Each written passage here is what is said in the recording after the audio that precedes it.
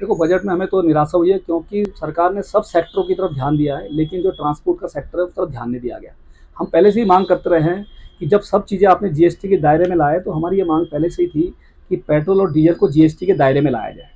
दूसरी हमारी ये मांग थी कि आपने देखा होगा स्पेयर पार्ट्स इतने महंगे हो के 28-28% जीएसटी उसमें लगी हुई है। तो हमारा ये था कि भाई स्पेयर पार्ट्स में भी जीएसटी को कुछ कम किया जाए, लेकिन सरकार ने जीएसटी की तरफ भी जो है बिल्कुल ध्यान नहीं दिया गया। तीसरा हमारा ये है कि आप ये देखोगे कि इंश्योरेंस इंश्योरेंस भी हमारा यात्री वाहनों पे इतना इंश्योरेंस है कि अगर हमारी पुरानी 2007 या 8 मॉडल है, अगर उसको अगर हम सेल करते हैं तो 1 सवा लाख 1.5 लाख रुपए की गाड़ी बिकती है, लेकिन उसका इंश्योरेंस है 50 से 60 हज़ार रुपए।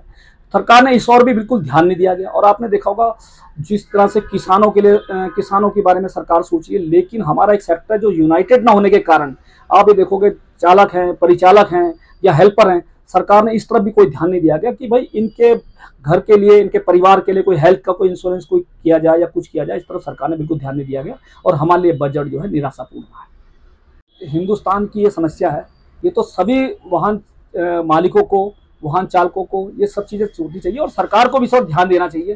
क्योंकि जब आपने देखा होगा सरकार ने अभी 5-6 महीने पहले एक कानून निकाला था, जिसमें उन्होंने कहा था कि कोई भी चालक से अगर कोई मतलब कोई घटना हो जाती है तो वो सीधा सीधा जो है जेल चला जाएगा। तो उसमें बहुत बड़ी पूरे हिंदुस्तान में प्रतिक्रिया हुई थी, जिसमें सरकार को अपने कदम पीछे खींचने पड़े थे। तो सरकार को भी ये सब पता है कि भाई ये कितना बड़ा सेक्टर है, इसलिए हम चाहते हैं कि सरकार इस और हमारी तरफ भी जो है, हमारे लोगों की तरफ भी जो ध्यान दिया।